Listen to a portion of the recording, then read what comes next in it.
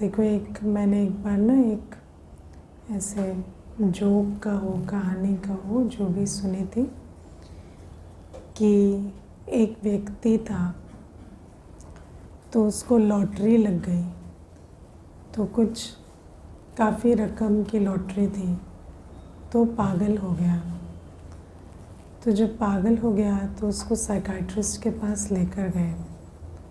तो उसे समझा रहा है, समझाते समझाते साइकाइट्रिस्ट खुद पागल हो गया। तो फिर उसको कहा कि ये कैसे पागल हो गए? तो बोले, इनको मैंने बताया कि अगर आप मुझे ठीक कर दोगे तो सारी रकम मैं आपको दे दूँगा। तो ना, तो इवन ही कुडंट हैंडल कि इतना कुछ मुझे मिल जाएगा। तो बाबा भी आज हमें पूछते हैं कि तुम्हें विश्व के मालिकपन का नशा चढ़ता है? चढ़ता है? चढ़ता तो दिखाई देता है ना, ऐसे नहीं होते। विश्व का मालिकपन कभी बैठकर सोचते भी हो कि हम कल विश्व के मालिक बनने वाले हैं, है ना? अगर बैठकर सोचे ना तो ऐसे गूज़बम्स हो जाए है ना। और भले ही अभी हाथ में नहीं आया है तो पागल तो नहीं होंगे, लेकिन लोगों को तो पागल नज़र आएंगे इतना नशा, इतनी खुशी रहे। तो बाबा हमें ये पूछते हैं कि तुम्हें विश्व के मालिकपन का नशा चढ़ता है? तुम्हें ऐसा लगता है कि तुम विश्व के मालिक बनने वाले हो? क्योंकि विश्व के मालिक बनने वाले ऐसे, है ना, ऐसे ढीले ढाले और ऐसे बिना उमंग उत्साह के नहीं हो सकते। बहुत नशा, बहुत खुशी होगी, है ना। उनके हर बात में वो झलक फलक दिखाई देगी। तो बाबा हमें ये बात आज पूछते हैं। और प्रैक्टिकल अगर आप अब देखें, हमें नहीं है नशा, इतना नशा नहीं है। क्योंकि जिसको इतना नशा हो उसको आज की बातें जो इस समय हो रही हैं वो तो बिल्कुल भी कुछ भी ना लगे, है ना। क्योंकि उसको पता है हम तो, ये तो जाने वाला है और हम क्या बनने वाले हैं। लेकिन कलयुगी इच्छाओं, तृष्णाओं, मान अपमान के पीछे भागते हैं, तो इसका मतलब है नेचुरली नशा नहीं चढ़ा है। और नशा क्यों नहीं चढ़ा है? निश्चय नहीं है ना। नशे की निशानी क्या है? निश्चय। तो अभी भी निश्चय नहीं है। बल बाबा कहता है कि तुम विश्व के मालिक बनने वाले हो, लेकिन वो निश्चय अभी तक बैठा नहीं है। तो ये बाबा आज हमें समझाते हैं। बाबा आज हमें दिमाग की बात करते हैं, है ना। बाबा कहते हैं कि दुनिया में तो कैसा है?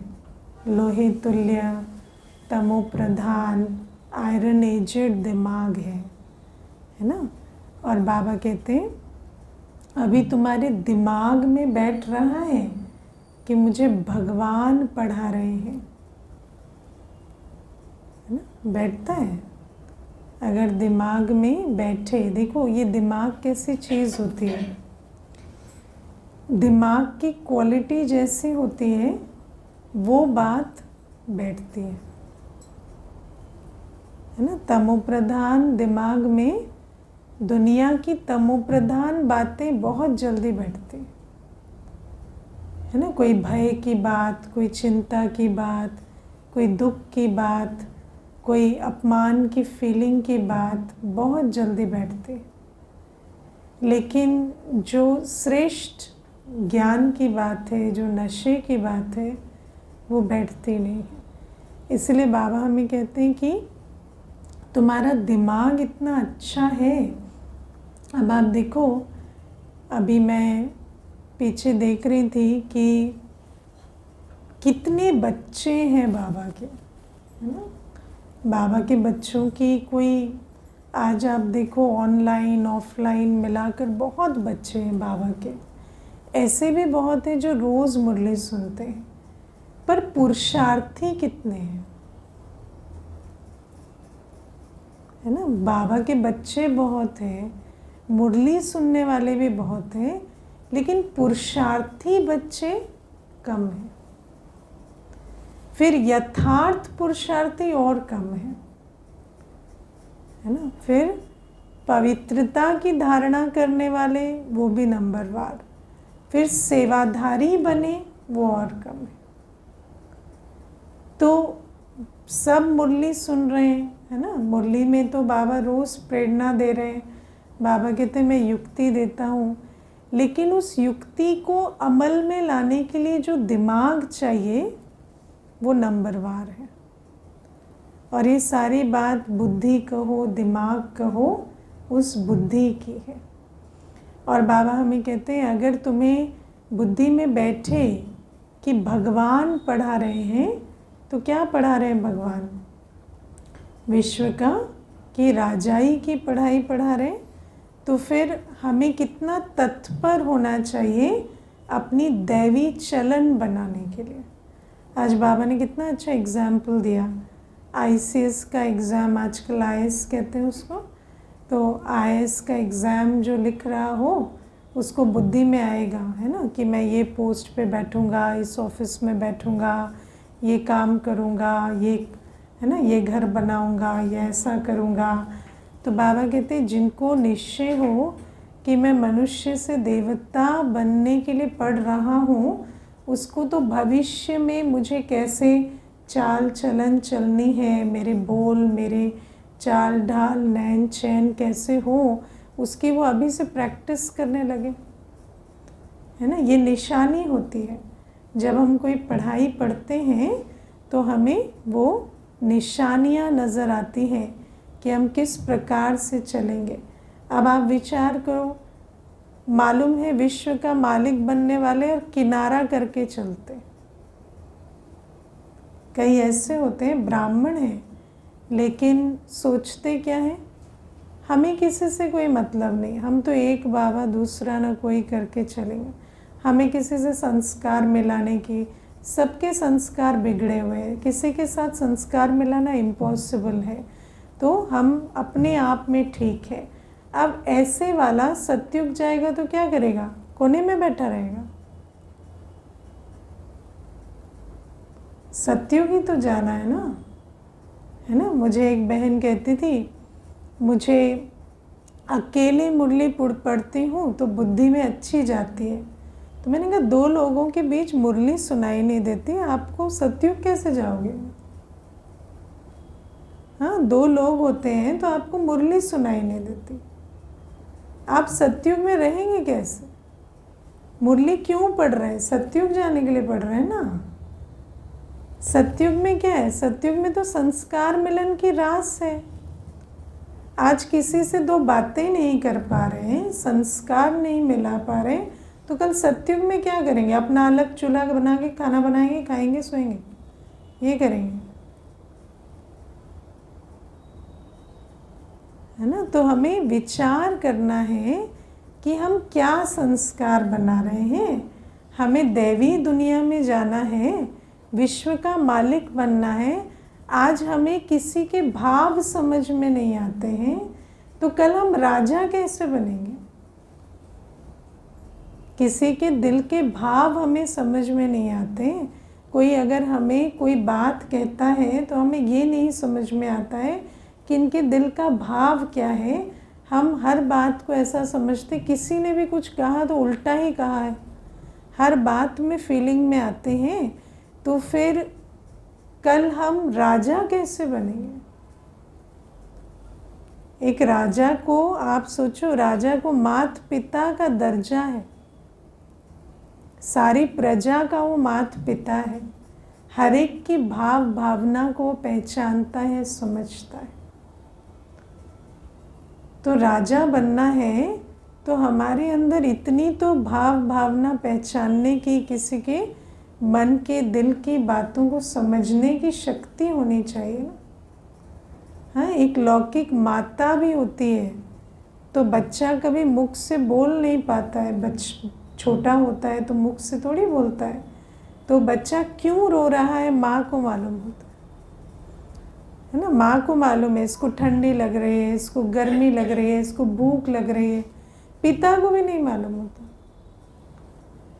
है ना। पिता को ठंडी लग रही है तो पिता और गर्म और ही है ना कपड़े उसके ऐसे कर देंगे कि शायद इसको गर्मी लग रही है। माँ के कह रहे उसे ठंडी लग रही है, उसे गर्मी नहीं लग रही। तो क्या है कि एक माता को भी कितनी पहचान होती है कि बिना बोले एक बालक के भावों को जान लेती है जो बोल नहीं सकता। तो बाबा कहते हैं हम विश्व महाराजन विश्व महारानी बनने वाले हैं, तो हमें क्या हर आत्मा के भाव भावना पहचानने नहीं आने चाहिए। किसी कोई कड़वा भी कह रहा है, कोई कुछ कह रहा है, क्यों कह रहा है, उसके अंदर क्या भावना छिपी है, क्या हम उसको पहचान नहीं सकते। तो बाबा हमें कहते हैं विश्व का मालिक बनना है तो अपने अंदर दैवी गुणों को तो चेक करो, क्योंकि विश्व का मालिक ऐसे ही तो नहीं बनेंगे। सतयुग में तो बिना संस्कार मिलन की रास किए तो नहीं जाएंगे। आज बाबा कितनी सुंदर बात कहते हैं, बातचीत करने का ढंग है ना। अब कोई देखो, जब दैवी गुण की बात होती है तो हम बड़ी बड़ी बातें करते हैं, लेकिन बाबा कहाँ से शुरू करते हैं, बातचीत करने का ढंग है। क्योंकि सारी मिसकम्युनिकेशन कहाँ से होती है, जहाँ बातचीत करने का ढंग नहीं होता। और बातचीत करने का ढंग बहुत बड़ी कला है। जिसको बातचीत करने का ढंग नहीं आता वो सतयुग नहीं जा सकता। अपनी बात को कैसे कहना है, कब कहना है, किस स्वरूप से कहना है, कौन से शब्दों से कहना है, ताकि वो बात है ना, वो बात उल्टी नहीं सुलटी समझ में आए।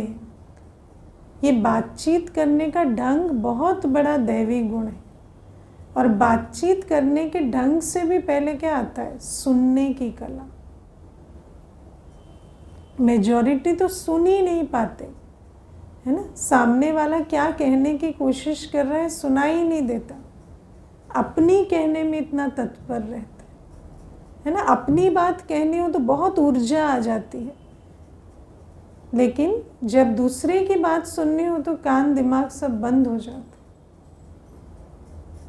तो सुनने की कला नहीं है, बातचीत करने का ढंग नहीं है, क्या सतयुग में जाएंगे हम। हाँ?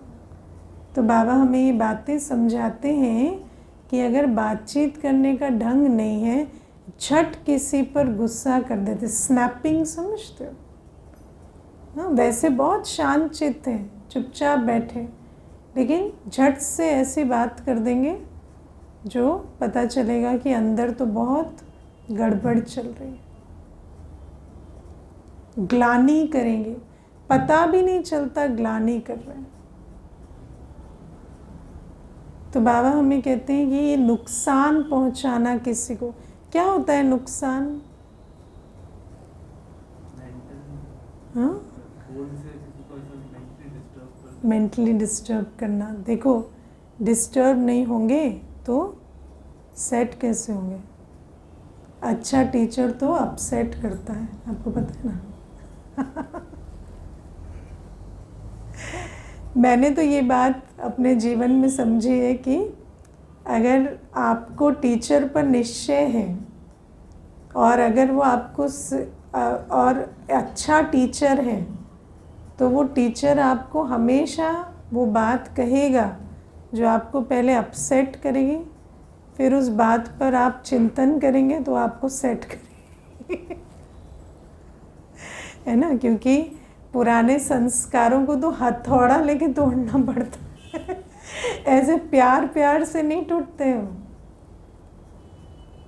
तो बहुत सुनना सुनाना पड़ता है, लेकिन जहाँ बाबा कहते हैं कि नुकसान करना, किसी के संगम युगी समय संकल्प तन मन धन को पतित कार्य में लगाना, उसको कहते हैं नुकसान करना, है ना।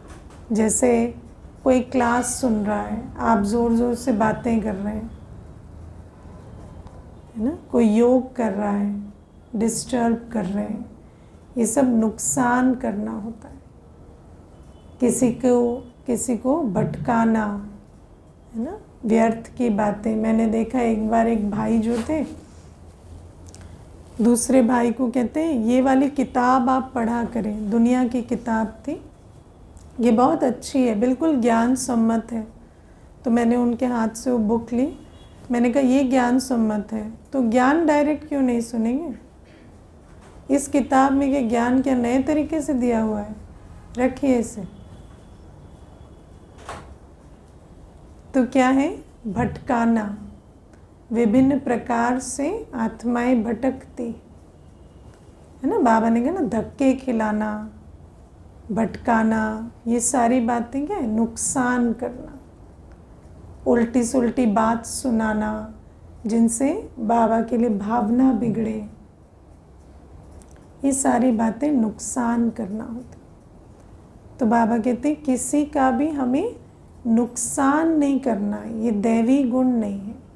कोई आत्मा पवित्र बने, योगी बने, और हम उसको उस पवित्रता योग के मार्ग में, है ना, साथ दें। मुझे याद है, देखो ब्राह्मण कैसे नुकसान करते हैं। एक कन्या थी तो मधुबन गई, तो मधुबन में किसी कमरे में रही, तो उस कमरे में एक और माता थी। तो माता उसको सुबह शाम सारे दिन कहे कितनी सुंदर हो, अभी तो तुम्हारी आयु है ना, शादी कर लो। वैसे बाबा का बन के रहो, क्या है, शादी के बाद भी बन के रहो, है ना। ऐसे कर करके वो माता 3 दिन उसके कान में भूं भूं करती रही। मधुबन में बैठी है, ठीक है। अब क्या हुआ, कन्या आने के बाद क्लास आना बंद। फिर उसको मैंने पूछा एक दिन बिठा के, फिर धीरे धीरे उसने मुझे ये बात बताई।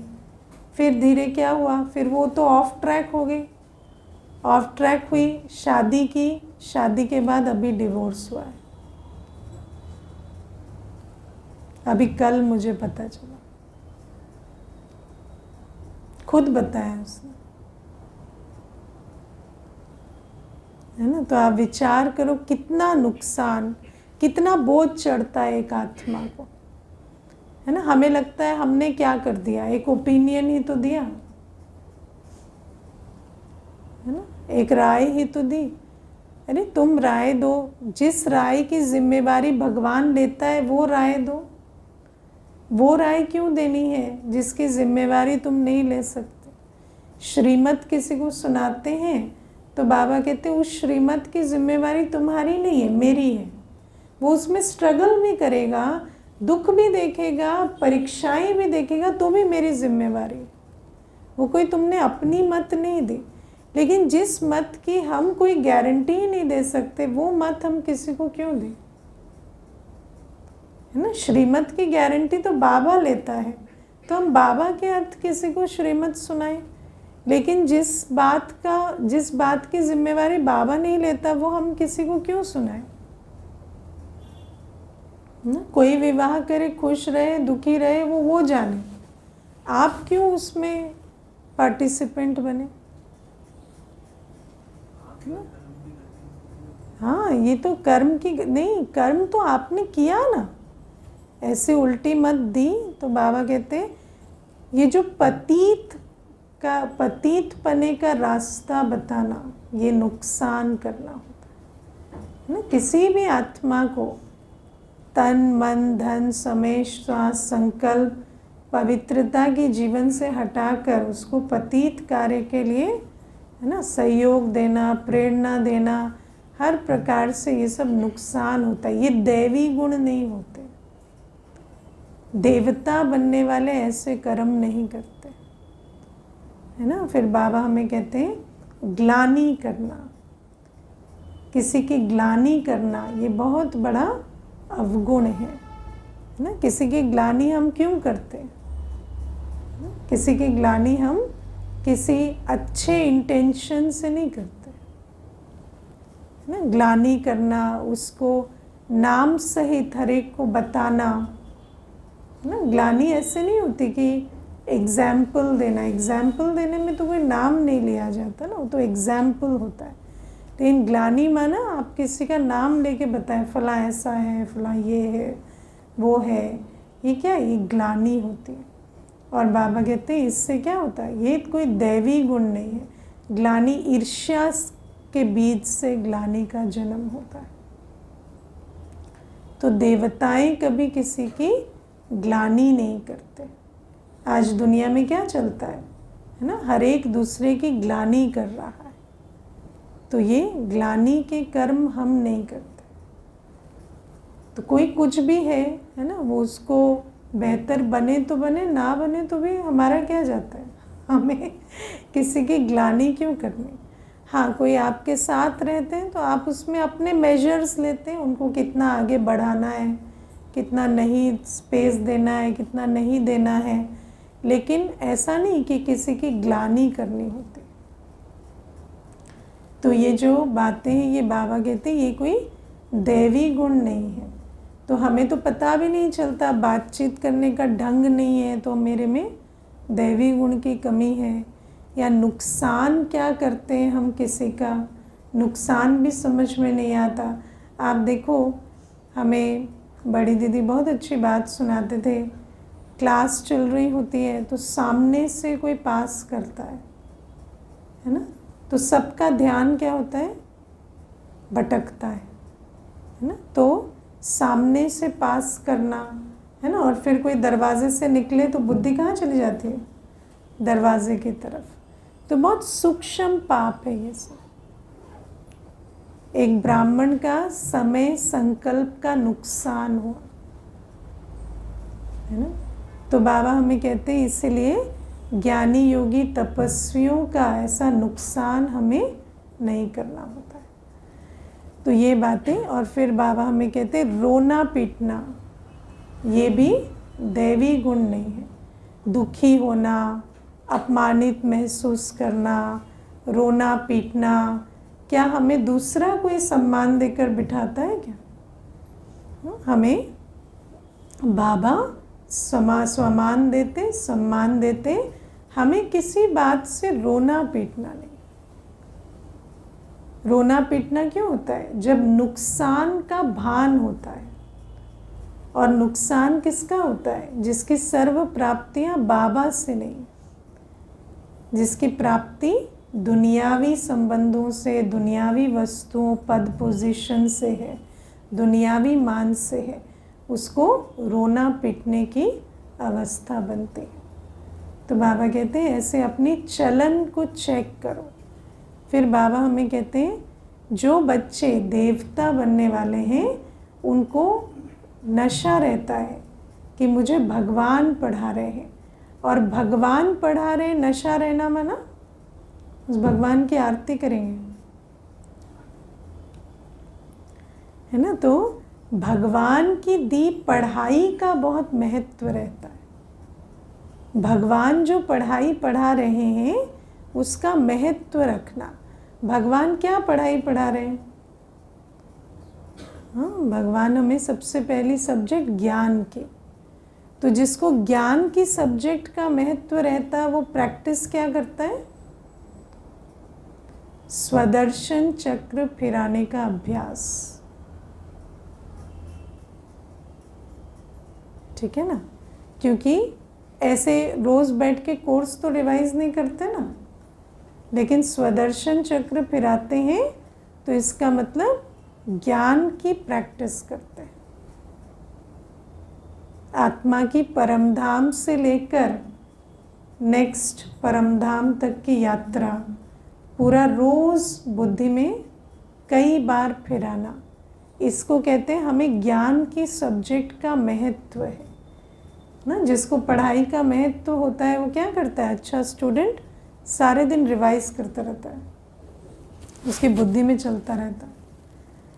तो ये जो पढ़ाई है इसको स्वदर्शन चक्र के स्वरूप में सारे दिन रिवाइज करना, और सारे दिन अपनी पांचों अवस्थाओं में परमधाम निवासी आत्मा, देवी कुल की देव स्वरूप आत्मा, पूज्य आत्मा, ब्राह्मण और फरिश्ता, कई बार इन अवस्थाओं का अभ्यास करना, इसको कहेंगे मुझे पढ़ाई का महत्व है ना।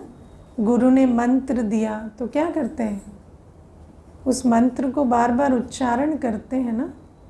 तो बाबा कहते हैं मंत्र तो उच्चारने की चीज़ है, पढ़ाई रिवाइज करने की चीज़ है। तो आदि मध्य अंत का ज्ञान, बाबा रोज़ हमें कहते हैं मैं तुम्हें जो सबसे बड़ी चीज़ देता हूँ वो है आदि मध्य अंत का ज्ञान। लेकिन वो आदि मध्य अंत का ज्ञान बुद्धि में कब बैठेगा, जब सारे दिन उस आदि मध्य अंत के ज्ञान को याद करेंगे। और याद कैसे करते हैं, देवता थे, पूज्य थे, ऐसे नहीं, चित्र के साथ अपने आप को परमधाम में देखना, अपने आप को दैवी स्वरूप में देखना। कभी बुद्धि में जो चित्र आया नहीं था, संकल्प में भी नहीं था, उसको बार बार बुद्धि में लाना, इसको कहते हैं पढ़ाई को रिवाइज करना, है ना। पढ़ाई को रिवाइज करना सिर्फ वो इंटेलेक्चुअली आइडियाज़ के साथ खेलना नहीं होता। अभी एक भाई मिला था मुझे, वो कहता है कि मैं सारे दिन इंटेलेक्चुअल आइडियाज़ को ओवर एनालाइज कर करके एंजाइटी पेशेंट हो गया, है ना। ये मन है, ये बुद्धि है, ये ऐसा है, ये ऐसा है, ये सब नहीं करना होता। वो तो एक बार समझ लिया, लेकिन ज्ञान को रिवाइज करना माना स्वदर्शन चक्र फिराना। जो बाबा ने नई बात हमें सुनाई है, उस नई बात का स्वरूप बनना, है ना। वरना क्या होता है, वो जो ज्ञान है और वो जो चलन है वो अलग अलग हो जाएगी। होता है ना, इंटेलेक्चुअली आप बहुत कुछ समझ रहे हैं पर चलन में नहीं आता। तो अगर पढ़ाई की फर्स्ट सब्जेक्ट पे अटेंशन है तो स्वदर्शन चक्रधारी बनना है। इसको अंडरलाइन करना, क्योंकि most people don't understand this. और क्या करते हैं, सिर्फ इंटेलेक्चुअली, है ना, सतयुग ऐसा है, त्रेतायुग ऐसा है, ये ऐसा है, वो ऐसा, वो थियोरी की तरफ रहा और अपने प्रैक्टिकल स्वरूप में कुछ भी नहीं आता। इसीलिए बाबा ने उस थ्योरी को प्रैक्टिकल बनाने के लिए हमें स्वदर्शन चक्र की विधि सिखाई है, फिराना।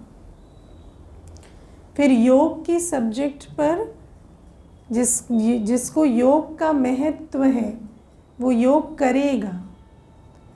आप देखो, योग को समझने से कुछ नहीं होता। हाँ, समझना पड़ता है करने के लिए, लेकिन अगर हम अपने को आत्मा समझ नहीं रहे, बाबा को याद नहीं कर रहे, तो योग का बेनिफिट नहीं मिलता। तो अपने को आत्मा समझ, बाप को याद करने के में तत्पर रहना, इसको कहते हैं योग की सब्जेक्ट का महत्व है। और सारे दिन चार्ट लिखना होता है, कितना हमने आत्मा समझ बाप को याद किया आज। कितना होता है, आधा घंटे से ऊपर होता है। देखो, सब चेक करो, है ना। हाँ हाँ, वो सारा अपना, जब देखो, अभी एक बहन को मैंने कहा वो स्टॉप वॉच रखो, है ना, जो पढ़ती है, तो मैंने कहा उसको स्टॉप वॉच रखो। तो मुझे कहती वैसे तो मैं 10 घंटे पढ़ रही थी, लेकिन स्टॉप वॉच में जब कैलकुलेट किया तो पता चलता है 4 ही घंटे हो रहा है। क्योंकि जब, तो मैंने कहा नहीं, हो तो 4 ही घंटे रहा है ना। तो आप सोचो, स्थूल पढ़ाई में भी अगर हमारी चेकिंग नहीं होती तो हमें लगता है हम 10 घंटे पढ़ रहे हैं, पर होता 4 घंटे। तो बुद्धि की यात्रा में हमें कितना कैलकुलेट करना पड़ता है, क्योंकि, है ना, अभी परमधाम थे, अभी किचन चले गए, है ना, क्या बन रहा है, घूम के आ गए, उसके बाद कहीं और चले गए, तो ये चलता रहता है। तो है ना, मुझे एक भाई कहते थे, मैं वैसे मैं फ़ोन देख रहा हूँ तो ठीक है, जैसे ही मैं बाबा को याद करने लगता हूँ मैं सीधा ऑफिस पहुँच जाता हूँ, फिर ऑफिस का सारा काम मुझे याद आने लगता है। तो क्या है कि याद में तो माया बहुत विघ्न डालती है। तो अपने को आत्मा समझ, पहले तो आत्मा बुद्धि बल से डिटैच करे अपने को और फिर याद में रहे। इसका महत्व, पवित्रता का महत्व रखेंगे। अगर हमें धारणा का महत्व है ना बाबा की पढ़ाई का, तो पवित्रता का जो बाबा हमें ज्ञान देते हैं उसका हम महत्व रखेंगे। अगर हम अभी तक भोजन भी शुद्ध नहीं करते तो हमें बाबा की पढ़ाई का महत्व नहीं है। बाबा ने हमें भोजन का महत्व समझाया है। बाबा हमें संकल्पों की प्योरिटी का, ब्रह्मचर्य का महत्व समझाते हैं। अगर हम उसको धारण नहीं करते तो इसका मतलब हमें धारणा की जो सब्जेक्ट है उसका महत्व नहीं है। बाबा हमें नई बात सिखाते है ना। बाबा हमें कितना ये बात समझाते हैं कि भोजन, संकल्प, कर्म अगर पतित पने के आधार से होते हैं तो हम सतयुग नहीं जा सकते। लेकिन अगर हम महत्व नहीं रखते तो इसका मतलब हमें समझ नहीं आ रहा है कि भगवान पढ़ाने आए, है ना। फिर बाबा कहते हैं सेवा। सेवा का भी बाबा हमें, सेवा के अगर हम सेवा नहीं करते, तन मन धन हमारा कुछ भी सेवा में नहीं लग रहा, हड्डी हड्डी स्वाहा नहीं कर रहे, सर्वस्व स्वाहा नहीं जा रहे, तो इसका मतलब हमें सेवा की वैल्यू नहीं समझ में आई कि सेवा से ही भाग्य बनता है। आज किया गया का पदम गुणा हमें सतयुग में रिटर्न मिलता है। ये लॉ मेरी बुद्धि में बैठा नहीं, है ना। और आप विचार करो, अगर कोई पढ़ाई पढ़ता है पर उसको उस पढ़ाई का महत्व नहीं है तो, है ना, क्या होता है, इंजीनियरिंग कर लेते हैं, साइंस पढ़ लेते हैं, लेकिन उसी साइंस के यंत्र से धोखा खा जाते हैं क्योंकि महत्व से नहीं पढ़ा, उसको धारण नहीं किया। तो बाबा हमें कहते हैं भगवान हमें पढ़ाते हैं तो हमें बाबा की पढ़ाई का महत्व होना चाहिए। और पढ़ाई का महत्व होना माना सिर्फ मुरली पढ़ना नहीं होता, लेकिन स्वदर्शन चक्रधारी बनना, योगी बनना, प्योरिटी पर अटेंशन देना और सर्वस्व स्वाहा जाना, इसको कहते हैं। हाँ, इनको निश्चय है कि भगवान मुझे पढ़ाते, और जिसको निश्चय है कि मुझे विश्व का मालिक बनना है उसको दैवी गुणों की धारणा पर बहुत अटेंशन होता है ना। हमारे चाल चलन रॉयल हो, हमारी बातचीत ऐसी ना हो कि हमारे बातचीत का कोई सिर पैर नहीं है, कोई बिगनिंग मिडिल एंड नहीं है ना। मैंने देखा है जो अच्छे धारणा मूर्त बच्चे होते हैं वो एक भी एक्स्ट्रा बोल नहीं बोलते, और जो बोलने की बात होती है वो इतना युक्ति युक्त और, है ना, यथार्थ बोलते हैं कि उसका तीर लगता है ना। हमें बड़े कोई बात बोलते हैं तो हमें ऐसा नहीं लगता ये बात ऐसे ही बोल दी होगी, नहीं। वो कभी भी अपना एक सेंटेंस भी वेस्ट नहीं करेंगे। वो ज़रूर कुछ ऐसा बोल रहे हैं जो आपको सुनना चाहिए तो वो बोल रहे हैं। तो उतना महत्व हमें वाणी का रखना होता है, और ऐसा व्यक्तित्व बनाएंगे तो सामने वाला भी सुनेगा ना। तो बाबा कहते हैं इस हिसाब से हमें दैवी गुणों की धारणा करनी है। अगर हमें निश्चय है कि मुझे कल विश्व का मालिक बनना है, और बाबा कहते हैं फिर इस बात का भी निश्चय रखना है कि मेरे ही द्वारा बाबा विश्व का परिवर्तन कर रहे हैं, है ना। तो जिसको ये निश्चय होता वो कभी इसको उसको नहीं देखता, ये करेगा तो मैं करूँगा, ये पहले इनिशिएटिव ले तो मैं हाथ बढ़ाऊँ। वो क्या करता है, हर कार्य में पहले मैं, वो किसी का मुंह नहीं ताकता, है ना। ऐसा नहीं कि कोई प्रोग्राम बनेगा तो हम सफल करेंगे। आप सफल करो, प्रोग्राम बनेगा, है ना। प्रोग्राम खाली ऐसे क्यों आएंगे कि प्रोग्राम बनेगा तब हम सफल करेंगे। आप भी तो कह सकते हो ये प्रोग्राम करें, ऐसा मन में आता है तो हम इतना सफल करना चाहते हैं, तो क्या प्रोग्राम नहीं बनेगा। लेकिन समझते हो मुझे विश्व परिवर्तन करना है, कि सोचते हो विश्व परिवर्तन करने वाले करेंगे, हम एक उंगली लगा देंगे। और कई सोचते हैं उंगली लगाने वाले भी बहुत बैठे हैं, हमें क्या ज़रूरत है ना। तो बाबा कहते हैं जो ऐसे चलेंगे उनको बाबा बहुत ताकत देता है, क्योंकि बाबा ताकत किसको देता है, जो बाबा का कार्य संभाले उसको बाबा ताकत देता है ना। बाकियों को मेहनत करनी पड़ती है लेकिन जो ऐसे विश्व परिवर्तन के निमित्त समझते हैं, स्वयं को बीड़ा उठाते हैं, जो बाप की पढ़ाई पर अटेंशन देते हैं, उनको बाबा स्वतः ताकत से भरते हैं।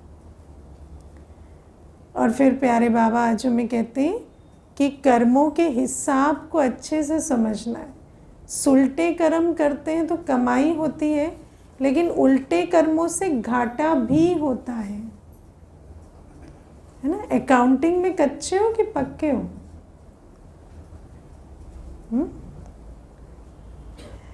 अकाउंटिंग में पक्के हैं तो फिर ये सिर्फ नहीं देखना मैंने ये सुलटा काम किया। चार्ट में क्या लिख देते हैं, अमृत वेला टिक, है ना, योग टिक, मुरली टिक, है ना, आज ये सेवा की, वो टिक, और बाकी क्या किया उसका क्या, वो माइनस माइनस माइनस भी है। फिर जब क्रेडिट माइनस डेबिट होता है तो पता चलता है कितना बचा है, क्या बचा है जीरो माइनस। क्यों, किसी का प्लस नहीं है।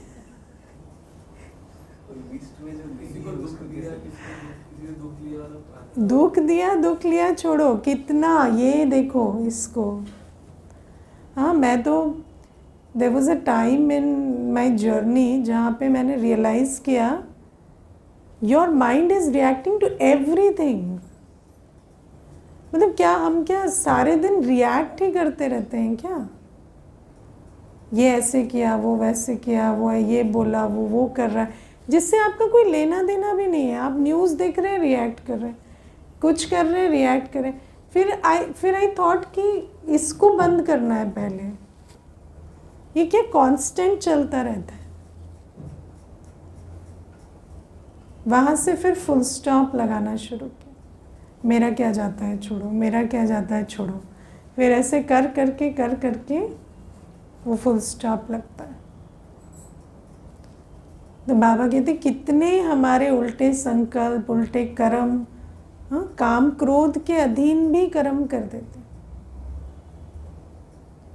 है ना। तो बाबा कहते ऐसे उल्टे कर्म जब हम करते हैं तो फिर वो जो उल्टे कर्मों का माइनस भी हो रहा है, तो हिसाब ठीक से निकाला करो रोज़। पोता मेल कहते हैं ना बाबा उसे, पोता मेल माना, हाँ, हिसाब किताब। तो हिसाब किताब ठीक से निकालना है। ऐसे नहीं हम सोचते रहे हमारी तो कमाई हो रही है, हमने ये किया ये किया ये किया। और सबसे बड़ा घाटा कब होता है, जब हम डिसरिगार्ड करते हैं बाबा का निमित्त का डिसरिगार्ड होता है, तो बहुत उसमें घाटा पड़ जाता है। वो घाटा भी कैलकुलेट करना सीखना चाहिए, है ना। डिसरिगार्ड करने वाले को दुआएं नहीं मिलती,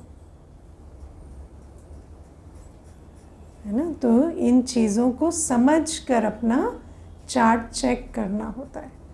फिर बाबा आज हमें समझाते हैं कि साक्षी होने के लिए हमें श्रेष्ठ आसन पर बैठना है ना, और वो है संतुष्टता का आसन। पर और एक पॉइंट मुझे याद आ रही, वो कराएंगे। आज बाबा ने कहा कि दुनिया में हठ योगी होते हैं, है ना। वो सिर्फ जो भी कुछ करते हट से करते हैं ना। उनका पर्पस क्या होता है, हम इंद्री को साधें ना खाएं, मिलो चले, व्रत करें, तो बस हट से विजय पाना, ये उनका पर्पस होता है। लेकिन बाबा कहते हैं हम हठ योगी नहीं हैं। हम जो भी कुछ करते हैं वो हम समझ से करते, कर्म की गति के कारण करते हैं। हम कर्म को समझ कर करते हैं, हम हट से नहीं करते। बाबा ऐसा नहीं कहते कि एक जगह बैठना है तुम्हें, है ना, वो हट हुआ। अगर बैठ नहीं सकते तो बाबा कहते कोई बात नहीं, तुम चलते फिरते भी कर सकते हो। लेकिन मुख्य बात क्या है, कर्म की गति को समझो कि आत्मा मन बुद्धि से यात्रा करेगी तो बाबा से शक्ति लेगी। तो बाबा कहते हैं हमारा जो भी कर्म है, मानो हम भोजन शुद्ध करते हैं तो भोजन शुद्ध करने के पीछे कर्म की गति है कि जैसा अन्न वैसा मन। भोजन ना खाने के पीछे कौन सी कर्म की गति है? भोजन ना खाना कोई कर्म की गति से कनेक्शन थोड़ी है ना। कर्म की गति से कनेक्शन है शुद्ध भोजन का, क्योंकि अन्न का मन से कनेक्शन है, क्वालिटी ऑफ अन्न, है ना। लेकिन क्या होता है कि जैसे जैसे आत्मा तपस्या करती तो कई हठ योग की बातें भी अंदर आ जाती, है ना। बाबा ने क्या कहा एक दिन, मरना तो सबको है।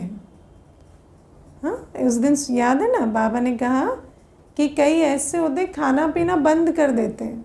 सन्यासी कई आप सुनेंगे समाधि लिया या जो भी कहते हैं वो, तो कहेंगे खाना पीना बंद कर दिया, 1 मास के बाद उन्होंने शरीर छोड़ा। बाबा कहते क्या खाना पीना बंद नहीं करो तो मरोगे नहीं क्या? वो तो छोड़ना ही है ना, हर एक को शरीर छोड़ना ही है। तो बाबा कहते खाओ पियो और शरीर छोड़ो, किसने मना किया है? लेकिन क्या खाओ वो कर्म की गति को देखकर तय करो। तो बाबा कहते हैं हमारा हठ योग नहीं है, हम जो भी कुछ करते हैं वो समझ से करते हैं। मुझे एक बार किसी ने कहा कि आप लोग शुद्ध भोजन की बात करते हैं तो फिर आपको तो अपनी खेती करनी चाहिए, क्योंकि फिर उसमें भी आपकी वाइब्रेशन जाएगी, क्योंकि दूसरा कोई खेती करे तो उसकी वाइब्रेशन। तो मैंने कहा हमारे को ऐसी कोई गले में फांसी नहीं है कि तुम्हें शुद्ध भोजन ही खाना है। हमारे को जितना समझ में आया हम उतना भोजन शुद्ध करते हैं, आपके जितने समझ हमें अभी आई नहीं है ना। तो क्या है, ये जो हठ योग होता है ना, it is all about extreme. लेकिन बाबा कहते नहीं, हम जो जिस समय में पॉसिबल है ना। आज आप देखो व्यक्ति कहता है कि खाने में भी पेस्टिसाइड्स हैं, है ना, वेजिटेरियन फूड में भी पेस्टिसाइड्स हैं, तो नॉन वेजिटेरियन क्या बुरा है? नहीं, ये पेस्टिसाइड या नॉट पेस्टिसाइड की बात नहीं है, ये बात है कर्म की गति की। किसी को मार के क्यों खाना है? पेस्टिसाइड है वो तो समय की बात है ना, और अगर कोई खेती कर सकता है तो करे, उसमें क्या बुराई है। लेकिन नहीं कर सकते तो फिर बाबा की याद में भोजन स्वीकार करो। तो हम कर्म की गति को समझकर कर्म करते हैं, हम हठ योगी नहीं हैं। इस बात को भी अच्छा आज बाबा ने एक्सप्लेन किया कि ऐसा नहीं कि हम कोई अपनी मांग मनवाने के लिए हम धरना दें, और बाबा ने कहा ऐसे हम लॉ भी हाथ में नहीं उठाते, है ना। कोई ताकत दिखाना, कोई किसी को चैलेंज करना, लॉ हाथ में उठाना, ये सब हमारे काम नहीं। हम तो स्नेह सहयोग की सृष्टि बनाते हैं, हमें किसी को कोई ताकत दिखाने की ज़रूरत नहीं। अच्छा, ओम शांति।